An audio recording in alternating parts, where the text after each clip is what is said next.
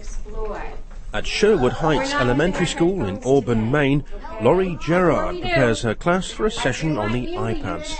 Before they collect their tablet-style handheld computers, the 5- and 6-year-olds recite a ditty, reviewing the ground rules for using them. Fingers on the bottom, thumbs on the top. That way my iPad won't drop. I was introducing our Magnetic Land application for the kids. We'll be using it for them to make names, words when we're doing word work. And today they're just exploring so they get a feel for the application before we really get into it. As the school year progresses, Gerard plans to use various iPad applications to help her come up with individualized learning plans for each student. The iPads have been a feature of her classroom since classes began in September, and they quickly became a big hit with many of the kids. I love it so much. 5-year-old Daniel Fitzgerald is playing an interactive word game, trying to spell his name out using the iPad.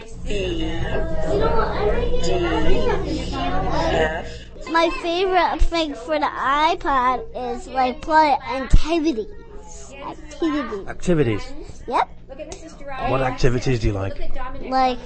Like playing like stuff and games. Kids, especially in kindergarten, who are 5 years old, are very hands-on and learn best when they're actually manipulating information and manipulating objects. Sherwood Heights principal Laura Shaw says iPads also provide children with immediate feedback. When you have 18 kids in the classroom and you see 10 kids' hands raised up, the teacher does her best to get around, but sometimes with the iPad and certain apps, the kids get immediate feedback. They know what they've done is correct and they can move on, or they know, I need to ask for help. Nearly 300 kindergartners in Auburn are taking part in the program this year.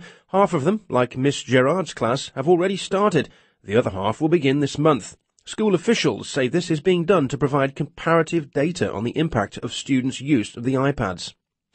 Project coordinator Mike Muir believes the computers can help address what he describes as a huge deficiency the district is facing in 2 key areas, literacy and math, where only 60 to 65% of third-grade students are at benchmark levels. He says the recent experience of a colleague helped strengthen this belief. One of our literacy interventionists was working with several of her students and having a hard time with helping them be successful. She finally pulled out her own personal iPad and had them work on some apps for letter recognition and letter formation. And they met the benchmark very quickly. And even as she moved on to other topics with these students, they retained that level of mastery. Most of the initial funding for the $200,000 project comes from state and federal grants, but Muir says he hopes the success of the initiative will make iPads a regular item in the school district's budget. But not everyone is a fan of the Auburn iPad initiative. It's ridiculous. And it's ridiculous not because of the iPads, but because of the amount of money. Elliot Soloway is a computer science professor at the University of Michigan who studies the interface between technology and education. Technology is really a wonderful, wonderful idea. But the problem is that the iPads won't scale. The iPads are not sustainable. Soloway also has his doubts about how useful the iPads will actually prove to be when it comes to teaching 5-year-olds. Nevertheless, the concept is taking hold in a number of states, with school districts in South Carolina, Tennessee, Illinois, and other places adopting similar strategies.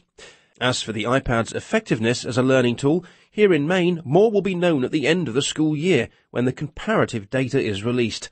For VOA News, I'm Tom Porter in Auburn, Maine.